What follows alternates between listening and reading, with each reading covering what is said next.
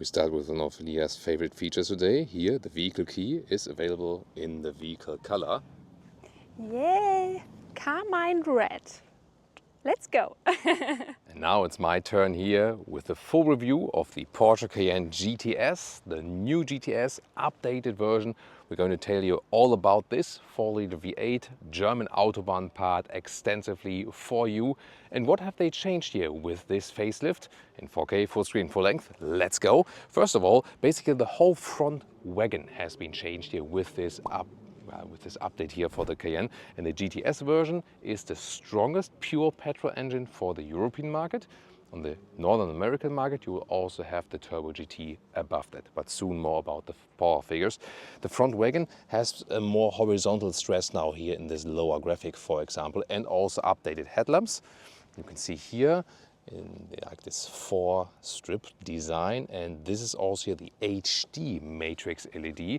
It is standard for the GTS model, otherwise it's an option. Carmine red is the color, as Leah just said, and the GTS has special new features. For example, here these wider wheel arches painted in high gloss black, and 21-inch wheels would be standard. These here, however, 22-inch wheels, the biggest ones that are available, also optional with the carbon ceramic brakes. You can see it here with the yellow brake calipers, which meanwhile you can also get other brake caliper colors for, by the way, but this is like the standard color for that. The wheel design, by the way, has this old school retro 911 design. I think it fits very well to the vehicle. And red and black, they have always been the classic elements for the GTS, even though it's available in different colors. Yeah, that's kind of like the classic thing for that. SUV styling here, you know, there's still the Cayenne Coupe available. However, now they look more alike because even in the SUV with the update, the number plate went to the lower part now. So this lower part now is more or less the same with Coupe and also with the SUV. And then here the black GTS badge, everything blacked out. Also this 3-dimensional Porsche right there. And now I also activated the rear lamps here. Look at that, there's a light strip going all the way through like this. So it has been a little bit more simplified, this design, I would call it that way. In the lower part where you can see there's also the sports exhaust. And well, is this a job for the Autogrill fake exhaust today? No, not at all. So if you, by the way, want to get your t-shirt, our online shop is online right now. If you haven't seen it so far, it's always integrated below the video and also linked in the video description or in the pinned comments. So get yours right now from the Autogrill fake exhaust released, which has done a great job. That, yeah, these ones are definitely clear.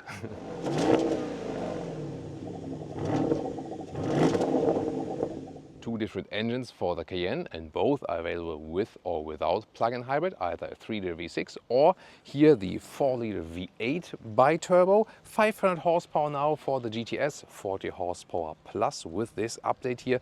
4.4 seconds is the acceleration figure. That is 0.3 seconds quicker than the Cayenne S, which meanwhile also has the 4-liter V8. So once again, as I said, in the EU, the strongest pure petrol engine. Turbo GT would be above that than in the Northern American market. Quicker would be just the electrified turbo then. Well, and there's even more features here for the GTS, and they even took some of the features from the Turbo GT. For example, the negative camber or for the front wheels, so it's even sportier, more direct in the driving, and it gets standard the adaptive air suspension. Optionally, you can also get a rear axle steering up to 3 degrees. It turns in from the rear wheels in the opposite direction than the front wheels, making the car more agile at lower speeds, better U-turn and so on. And optionally, also equipped with this vehicle, you can also get the PDCC. That's a Porsche Dynamic Chassis Control, and that is an anti-tilt control that it stays even more upright. This vehicle here is equipped with soft close, ta-da, but also the door closing sound. It's pretty nice. More high frequency in the front, a little bit more low frequency in the rear. I like it even more in the rear actually, about that. Then inside of the doors, GTS version, here with some microfiber use already here, pretty stiff, however, not really soft, but really stretched tightly. Red contour stitches, also some covering at the inside of the lower doors, for example. GTS entry badge, and even more red contour stitches together with a Racetex steering wheel, my favorite steering wheel, good grip. for that one. Then the seats, also with microfiber raised text, however with a new pattern. So it's not just plain microfiber, it has a special pattern. And then there's the microfiber on top of this pattern. So that looks really interesting for sure. But how is it in comfort? I would say the main difference is that when it's completely microfiber, like here or at the inside of the doors, it is a little bit stickier, and here you slide a little bit more on that. We have to see also long-term comfort, how it plays out. Then 189, 6'2", some headroom left here. So overall good, comfortable seating position. There's no completely animal-free choice yet for the Cayenne, but this is more or less the one that comes closer to us, together with the Pepita option in this special sports package.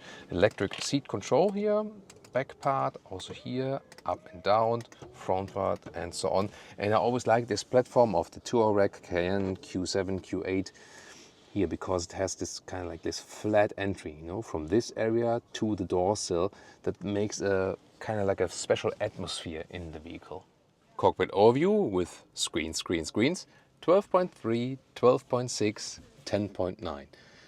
Yeah, there's an option in the passenger screen. You can only see it when you look directly, you know, like this. From the side, it's not visible as a safety precaution for the driver. I'm still not convinced of the use of the passenger screens. However, I have to say, then the horizontal stress here with red contour stitches. Sports chrono package is even an option for the GTS. And then here have the analog chronometer. That looks always pretty fancy. And I also like this brushed dark aluminum style here as the decor element. Then we have the panic handles when we drive a little bit quicker, for example. For Lear, yes. Then the middle console, a lot of high gloss black, and this does collect a lot of scratches. You can already see it right here. This is a brand new car, but it already has scratches. And then this one here, a little bit loose. I would feel, why isn't this just a fixed lever like here to slide it open? And then 2 USB-C chargers. The inductive charging pad is now also cooled actually. And this is of course here my very favorite feature, when you have the clicking sounds for the climate unit, strength, and also the temperature. I like that. Just the seat heating is in this capacitive BS style. Then adaptive cup holders, 12-volt power supply cover, also once again with this plastic galvanized metal knurling around. That's pretty cool. And then this armrest, you can slide it open, some more space underneath. The only thing is here, once again, in the US version, it's fixed that it cannot slide forward. I'm not sure why they don't do that for the EU versions. Is that also cost saving? Is it cheaper to produce in that way? Because here, I mean, now I have to intentionally do that, yes. And it's also better fixed than in some of the vehicles we had before. But now imagine you have 2 elbows here, driver and co-driver or passenger side. And then you are on the brakes, rest your elbows both here. And while you're on the brakes, it goes like this. Happened to us before in the test drive. And then no problem if you have some water bottles here or something. But then imagine you have like a paper coffee cup here or something. It's full. Matcha latte? Or matcha latte for Leah, of course. And then both elbows here, and then it goes like this. Yeah, and then I think you'll have some work to fix this spilled coffee here, this crushed coffee, crushed iced coffee then probably all over the place. So yeah, I think they should just put the US version fix for that one. Yeah. But no problem for our viewers in the US for sure. Then here the steering wheel, once again great grip, and also nice shifting pedals here with a good feedback sound. I really like this more classic user interface here. From the driver POV here you change the drive modes, and also nice that you can change the volume here at the steering wheel with your left thumb. It's always also interesting, right? I say left thumb and then I use my right index finger because I'm holding the camera with the left thumb. And then here you can change through the different settings in the infotainment system. You can change the middle view. I like this with the big red RPM meter. Right side you can also change, and you can even change what you want to see in the head-up display, because here you can also have this view that you have an RPM meter in the head-up display actually. Infotainment system with this new main menu. If you want to change where the vents are coming from, by the way, that you have to do inside the infotainment system.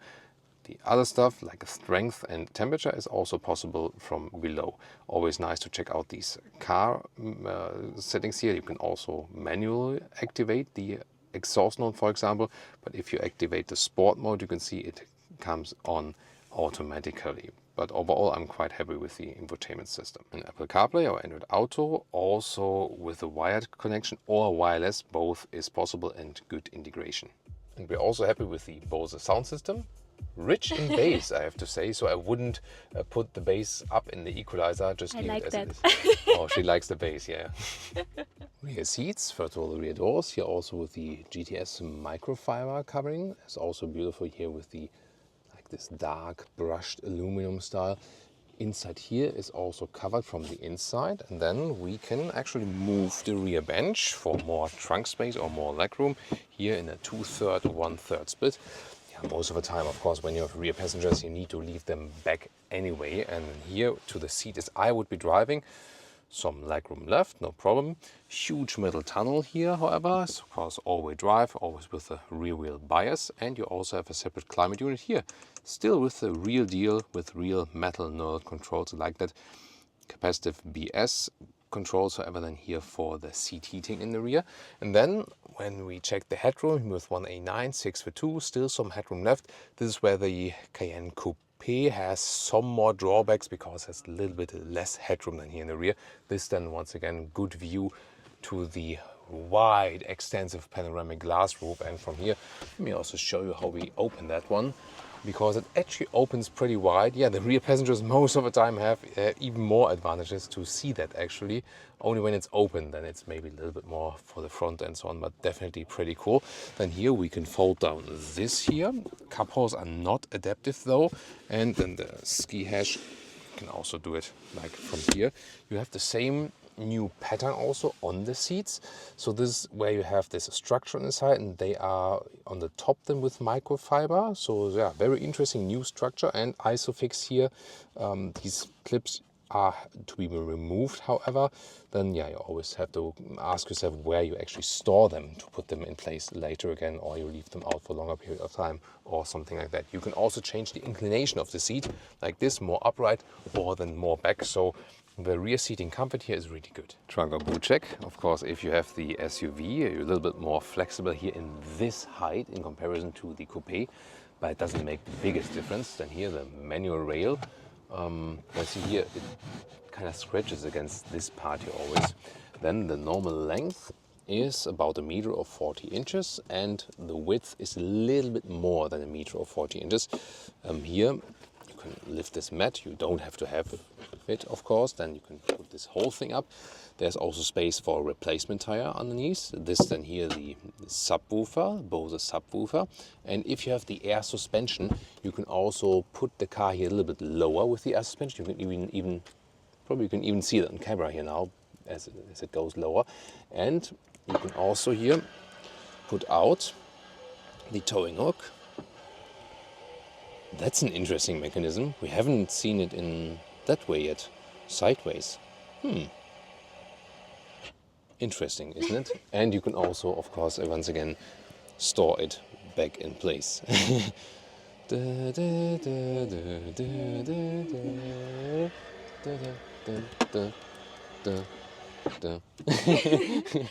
you go. But then here to fold the seats, I mean, there's also a ski hitch available. That one you can also easily reach from here and do it like this. However, then to fold the seats, you have to go around and then do it from the rear compartment like this, and you can also fix them in place here. This is, by the way, this trunk splitter. You can also move a little bit like this forward and backward. In total length here, by the way, 1.85 meters, or now Leah has to help me with the inches. 72. 72, thank you. Sport Plus.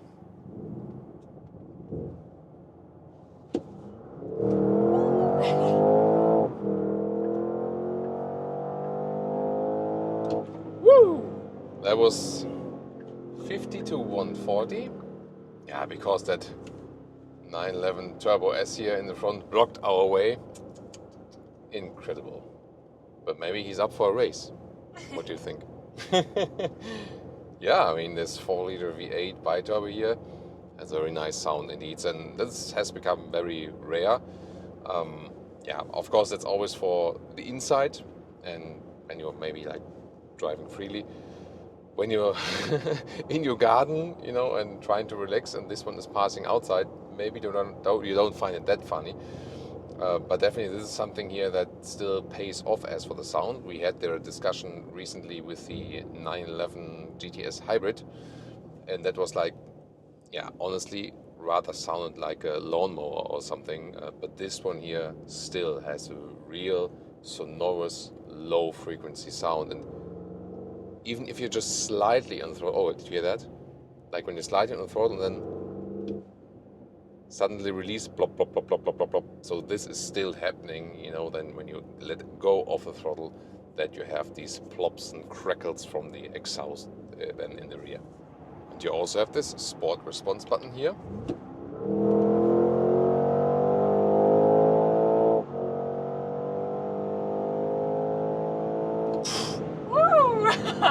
That was some 100 to 170. So you see, even in that acceleration area, of course, this 4-liter V8 is doing a great job.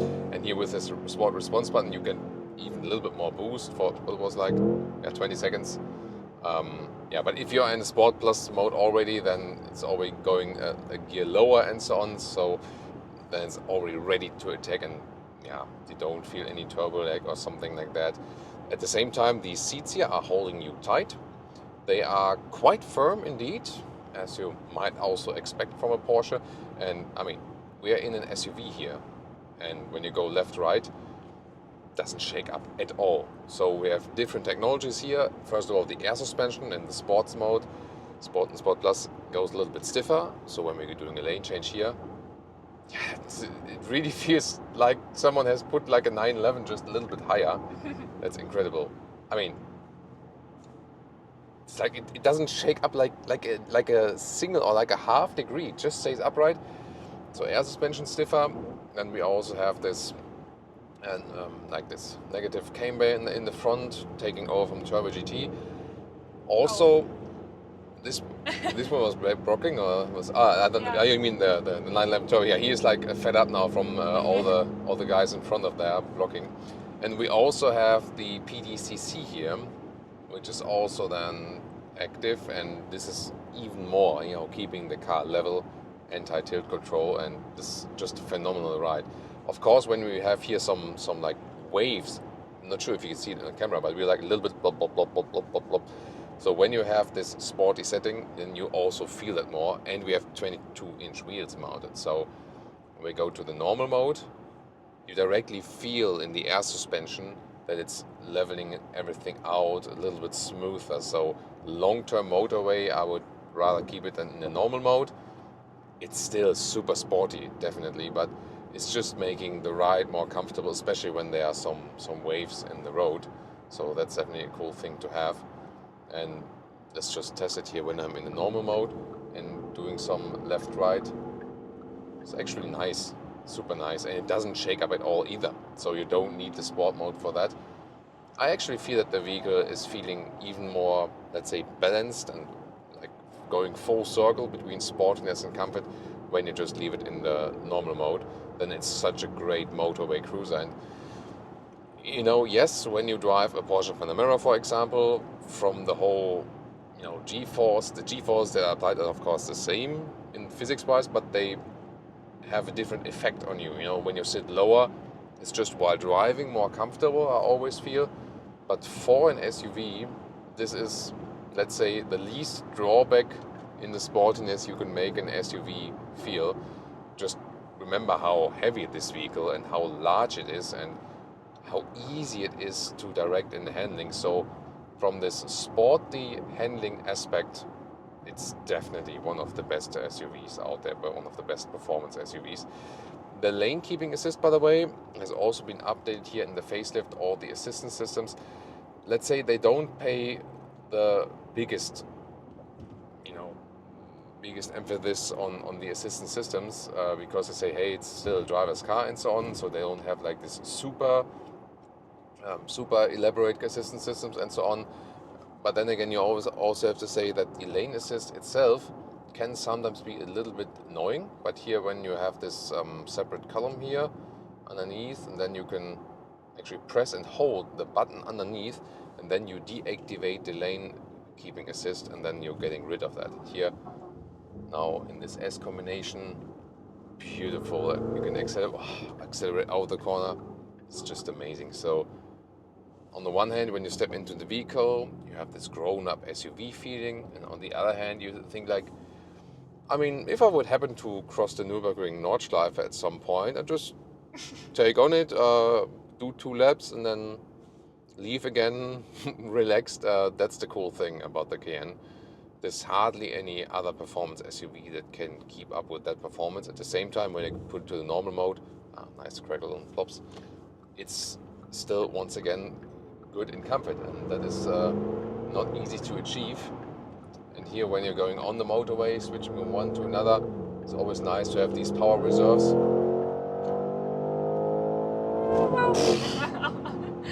Holy moly. Yeah, just this level of sophistication it delivers is extraordinary. And then when you see, there's a little bit more traffic, you just go to normal mode, relax again a little bit. And yeah, since these seats are on the one hand firm, but on the other hand, when they keep you a little bit tighter, they also keep weight of the lower lumbar area, and that also brings some comfort again. So here, let's test the adaptive cruise control. And that one, now the distance is kept to the car in front of us. And yeah, I could also say, like, click this one button again, then the lane keeping assist is active again. And sometimes I feel that's maybe the only downside. So when here you maybe want it to be more active, then it's not that sophisticated. And then again, in situations where it might annoy you, it's, it does annoy you. So that's maybe the only thing I'm not super happy with. So I actually tend to deactivate the lane keeping assist and maybe just use the cruise control then for back and forth and so on to relax a little bit.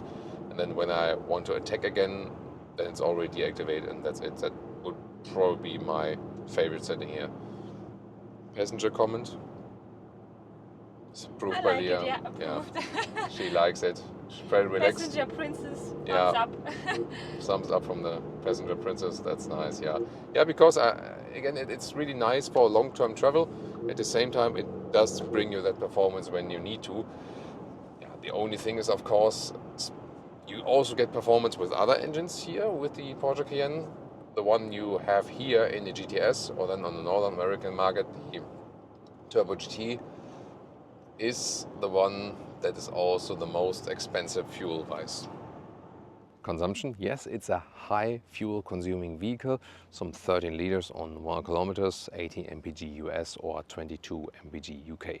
Pricing, well, a base Cayenne, for example, on the US market starts at $85,000, $125,000 US for the GTS, then some spec on top. In euros, for example, the German price is 100k for the base one, then 140,000 euros for the GTS.